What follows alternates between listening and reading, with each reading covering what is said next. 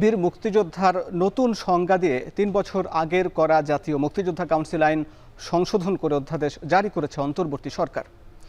এই অধ্যাদেশ জারির পর থেকেই কে মুক্তিযোদ্ধা, কে মুক্তিযুদ্ধের সহযোগী এ নিয়ে শুরু হয়েছে আলোচনা, সমালোচনা, তৈরি হয়েছে বিভ্রান্তিও। এছাড়া নতুন সংজ্ঞা নিয়ে প্রশ্ন তুলছেন কেউ কেউ। ভোটের ট্রেনের এসব বিষয় নিয়ে আজ আলোচনা করতে চাই। সঙ্গে আছি আমি হাসিব বিল্লাহ। দর্শক, মুক্তিযুদ্ধের নতুন যেমন সংজ্ঞা হয়েছে এবং একই সঙ্গে মুক্তিযুদ্ধের এই সহযোগী কারা এবং মুক্তিযোদ্ধা কারা এ নিয়েও যেমন কিছু নতুন করে বিষয় সামনে এসেছে, আমরা সেগুলো একটু দেখে নিতে চাই। আমরা শুরুতে দেখতে চাই যে বিষয়টি বিতর্ক হচ্ছে মুক্তিযোদ্ধা কারা। যে প্রজ্ঞাপনটি জারি হয়েছে সে অনুযায়ী আমরা একটু দেখব। সেখানে বলা হয়েছে যে মুক্তিযুদ্ধের যারা মুক্তিযোদ্ধী, যারা 1971 সালের স্বাধীনতার যুদ্ধে গ্রামেগঞ্জে যুদ্ধের প্রস্তুতি এবং প্রশিক্ষণ নিয়েছেন এবং মুক্তিযুদ্ধে অংশগ্রহণের লক্ষ্যে বাংলাদেশ সীমানা অতিক্রম করে ভারতের বিভিন্ন প্রশিক্ষণ ক্যাম্পে নাম অন্তর্ভুক্ত করেছিলেন। এছাড়া আমরা দেখছি যে নতুন প্রজ্ঞাপনে বাংলাদেশের মহান স্বাধীনতা অর্জনের লক্ষ্যে পাকিস্তানের বিরুদ্ধে যুদ্ধে লিপ্ত হয়ে হানাদার ও দখলদার পাকিস্তানি সশস্ত্র বাহিনী এবং তাদের এদেশীয় সহযোগী রাজাকার, আলবদর, আল শামস, তৎকালীন মুসলিম লীগ, জামাত ইসলামী, নেজামে ইসলাম এবং দালাল ও শান্তি কমিটির বিরুদ্ধে মুক্তিযুদ্ধে সক্রিয় অংশগ্রহণ করেছেন এ সকল বেসামরিক নাগরিক। এছাড়া আমরা দেখছি যে প্রবাসী বাংলাদেশ সরকার বা মুজিবনগর সরকারের সম্পৃক্ত এবং গণপরিষদের সদস্য যারা হয়েছিলেন, এছাড়া স্বাধীন বাংলা বেতার কেন্দ্রের শিল্পী, কলাকুশলী এবং দেশ বিদেশে মুক্তিযুদ্ধের সপক্ষে দায়িত্ব পালনকারী সব বাংলাদেশি সাংবাদিক এবং স্বাধীন বাংলা ফুটবল দল। বলা হয়েছে প্রজ্ঞাপনে এগুলো মুক্তিযোদ্ধার নতুন সংজ্ঞায় তারা অন্তর্ভুক্ত হবেন এবং মুক্তিযুদ্ধের সহযোগী কারা সেটিও আমরা একটু দেখে নিতে চাই। মুক্তিযুদ্ধের সহযোগী হিসাবে প্রজ্ঞাপনে বলা হয়েছে যেসব বাংলাদেশি পেশাজীবী মুক্তিযুদ্ধের সময় বিদেশে অবস্থানকালে মুক্তিযুদ্ধের পক্ষে বিশেষ অবদান রেখেছিলেন এবং যেসব বাংলাদেশি নাগরিক বিশ্ব জনমত গঠনে সক্রিয় ভূমিকা পালন করেছিলেন এবং মুজিবনগর সরকারের কর্মকর্তা কর্মচারী যারা মুক্তিযুদ্ধের সহকারী হিসাবে, সহযোগী হিসাবে নতুন সংজ্ঞা এসেছে। এছাড়া যেসব শিল্পী ও কলাকুশলী এবং বিদেশে অবস্থানরত মুক্তিযুদ্ধের সপক্ষে দায়িত্ব পালনকারী সব বাংলাদেশি সাংবাদিক এবং বাংলাদেশ স্বাধীন ফুটবল দল এরাও সহযোগী। এছাড়া নার্স এবং অন্যান্য সহকারী হিসাবেও দায়িত্ব পালন করেছিলেন তারাও। দর্শক, এ নিয়ে আমরা আলাপ করতে চাই। আপনারা ভোটের ট্রেনে আজকে একজন অতিথির সঙ্গে আলাপ করব। তিনি রাজনৈতিক বিশ্লেষক এবং তিনি অ্যাডভোকেট, সুপ্রিম কোর্টের আইনজীবী অ্যাডভোকেট সোহরাব হুসাইন। সোহরাব হুসাইন, আপনাকে স্বাগত জানাচ্ছি। এই যে মুক্তিযুদ্ধের নতুন সংজ্ঞায়ন হলো, এইটাকে নিয়ে যে রাজনৈতিক মহলে আলোচনা সমালোচনা হচ্ছে, আসলে এটা কি নতুন সংজ্ঞায়নটা কি কোনো রাজনৈতিক উদ্দেশ্য কিনা এবং নতুন সংজ্ঞায় কি আছে এর বিস্তারিত জানাবেন।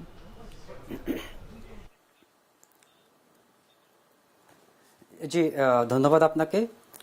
প্রথমত হচ্ছে আসলে যে কোনো সংজ্ঞায়নের ক্ষেত্রে অথবা দুনিয়াতে যা কিছুই ঘটে না কেন, কোনোটাই আসলে রাজনীতির বাহিরে নয়, সব কিছুর একটা রাজনৈতিক উদ্দেশ্য থাকে। ফলে এই সংজ্ঞায়নটাও আমরা কখনো রাজনৈতিক বাহিরে বিবেচনা করব না।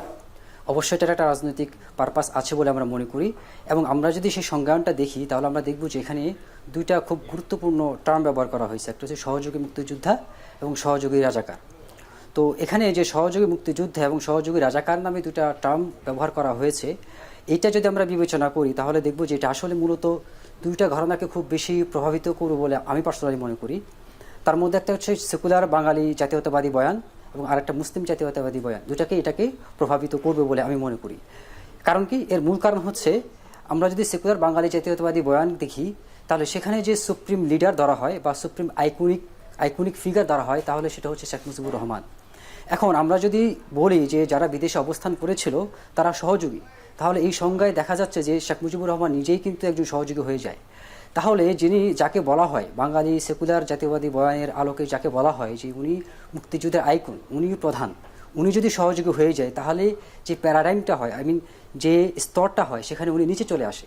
ফলে এখানে আইকনিক যে ফিগার হিসেবে শেখ মুজিবুর যে অবস্থানটা সেটা নিচে চলে আসে।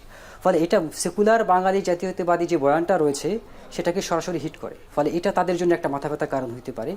আবার আমরা যদি মুসলিম জাতীয়তাবাদী যে বয়ানটা রয়েছে সেদিকে খেয়াল করি তাহলে আমরা দেখব যে এখানে যে নামগুলো বলা হয়েছে, যেমন আমরা দেখি আশামস, এছাড়াও জামাত ইসলামী, নেজাম ইসলামী, দালাল শান্তি কমিটি, এই নামগুলো বলা হয়েছে, যারা কোনো না কোনোভাবে মুসলিম এবং ইসলাম অথবা মুসলিম জাতীয়বাদী যে রাজনীতি তার সাথে সম্পৃক্ত ছিল। তাহলে দেখা যাচ্ছে যে এখানে যাদেরকে সহযোগী রাজাকার বলা হয়েছে বা তাদের দোসর বলা হয়েছে, তারা কোনো না কোনোভাবে ইসলামের সাথে সংযুক্ত কোনো না কোনোভাবে। তাহলে এই সংজ্ঞায়ন যখন আমরা দেব, তখন দেখা যাবে যে এর মাধ্যমে মূলত আসলে ইসলামের যে ফিগারগুলো রয়েছে এবং ইসলামের যে সিম্বলগুলো রয়েছে সেখানে সেগুলোকে প্রভাব করার একটা সম্ভাবনা এখানে থেকে যায়।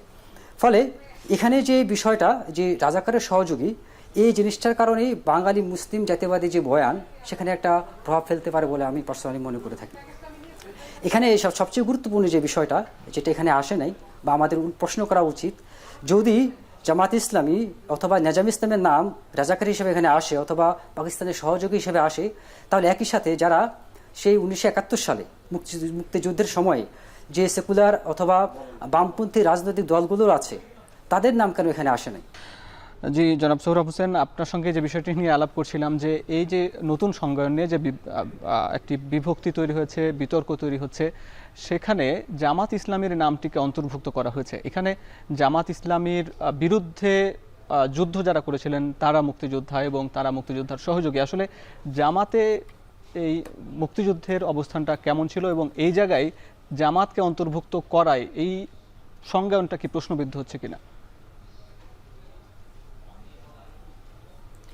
ওকে, ধন্যবাদ প্রশ্ন করার জন্য। প্রথমত হচ্ছে যে 1971 সালে যে বয়ানটা আছে, বাঙালি সেকুলার জাতীয়তাবাদী বয়ান, যেটা এই সংজ্ঞায়ন এবং যে বয়ানটা, এখানে কিছু সমস্যা রয়েছে বলে আমি মনে করি।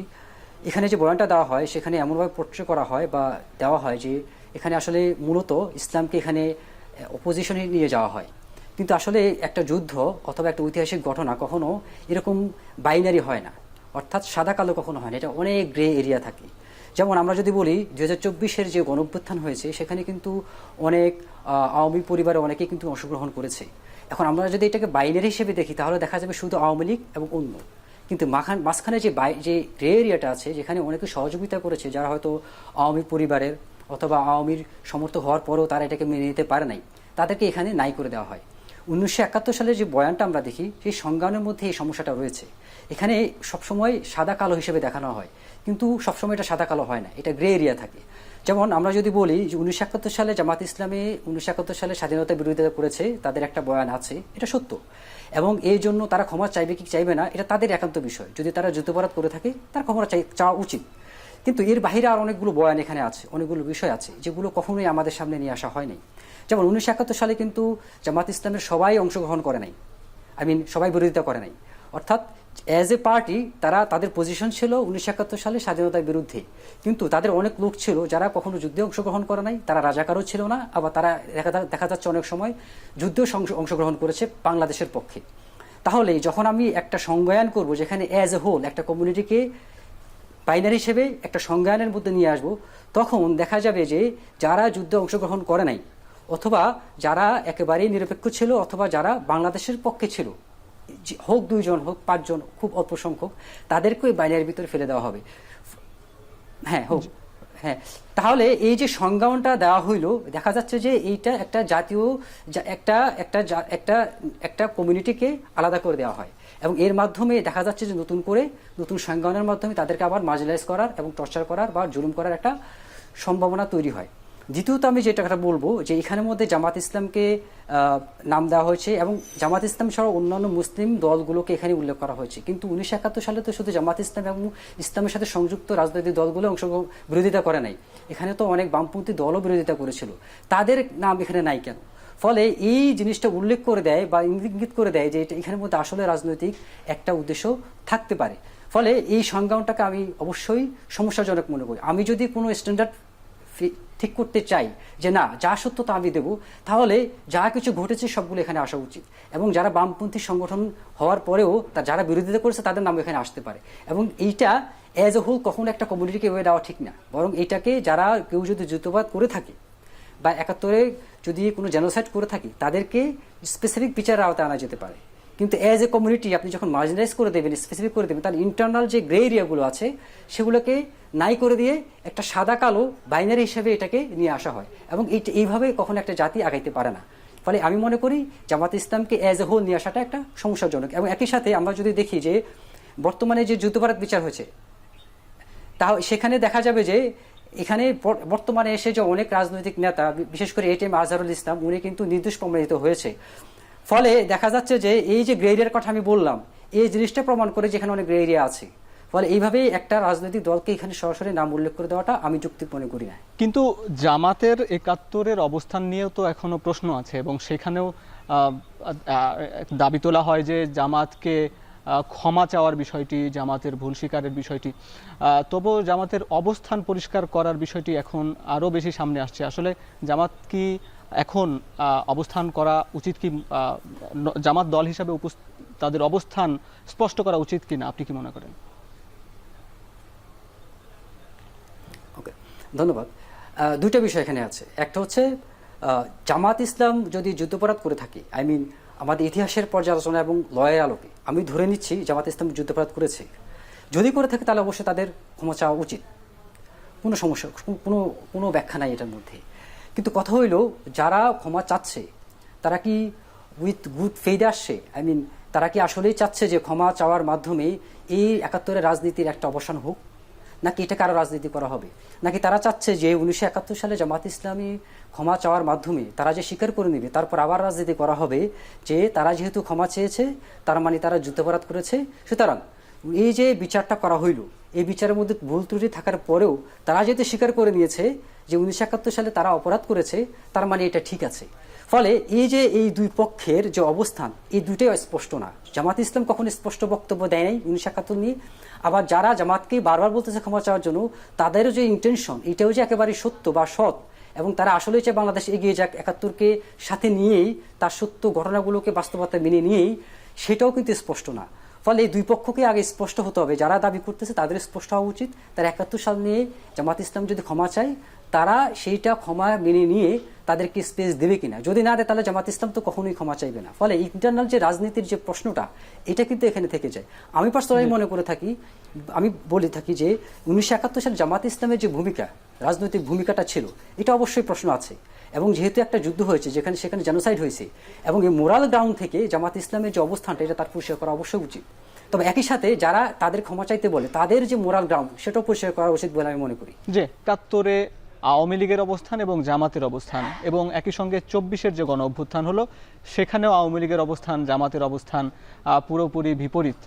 বিশেষ এই জায়গায় আওয়ামী লীগ যেভাবে আমরা ক্ষমা চাওয়ার বিষয়টি সামনে আসছে, যে তার এই গণহত্যার জন্য আওয়ামী লীগকে ক্ষমা চাওয়া উচিত, একই সঙ্গে কি জামাতেরও বিষয়টি প্রাসঙ্গিক ৭১-এ? হ্যাঁ, ধন্যবাদ। অবশ্যই ২০২৪-এর জন্য যদি আওয়ামী লীগকে ক্ষমা চাইতে হয়, তাহলে অবশ্যই ৭১ সালেও কিন্তু জামাতের ক্ষমা চাওয়ার বিষয়টা আসে।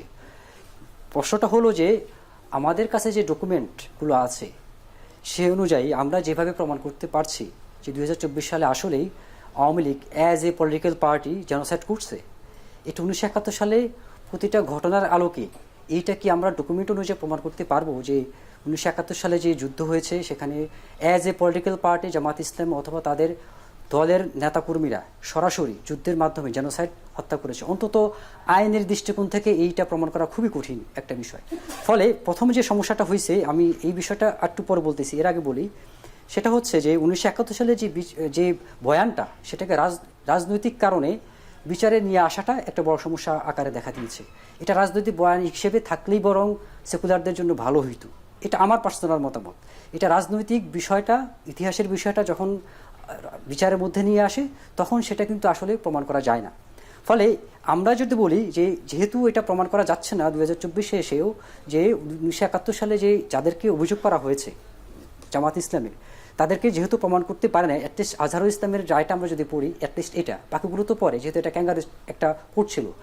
ফলে এখানের মধ্যে যদি আমরা দেখি যে এই যে বয়ানটা এখন দাঁড়াচ্ছে, যেটা প্রমাণ করতেছে যে জামাত ইসলামে যারা নেতৃবৃন্দ আছে তারা আসলে ১৯৭১ সালের যুদ্ধে জড়িত ছিল না সরাসরি। ফলে যে সুপ্রিম কমান্ড রেসপন্সিবিলিটি বলা হয় আইনের আলোকে, একটা অক্সিলারি ফোর্স হিসেবে যে সুপ্রিম কমান্ড রেসপন্সিবিলিটি, এটা আসলে খুব বেশি কার্যকর হয় না। কারণ সুপ্রিম কমান্ড থাকে, একটা কমান্ড আছে, এরকম একটা ফোর্সের মাঝে থাকে, একটা অক্সিলারি ফোর্স যেটা পলিটিক্যাল পার্টি, সেখানে সুপ্রিম কমান্ড থাকে না, কারণ সুপ্রিম মধ্যে যে কমান্ড থাকে সেটা গ্রামে গিয়ে দেখা যাবে যে ওইটা কাজ করবে না। যে কারণে এই 1971 সালে যে বয়ানটা বলা হয়েছে, 2024 সালে যে বয়ানটা বলা হয়েছে, আই মিন জেনোসাইডের কথা বলা হয়েছে, দুটাকে আমরা সঠিক ধরে নিলে অবশ্যই দুই পক্ষকে ক্ষমা চাওয়া উচিত। কিন্তু কথা হইল যে ক্ষমা চাওয়াটাই এটা কি আমাদের সমস্যার সমাধান করবে কি না। দ্বিতীয় যে বিষয়টা হচ্ছে যে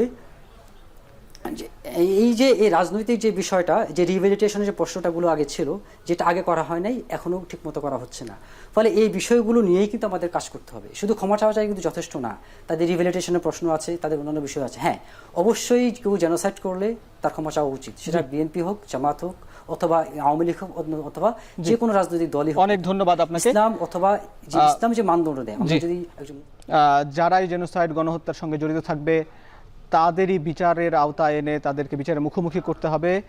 দর্শক ভোটে টেনে এই ছিল আজকের আলোচনা। যারা দেখলেন সবাইকে ধন্যবাদ জানিয়ে শেষ করছি।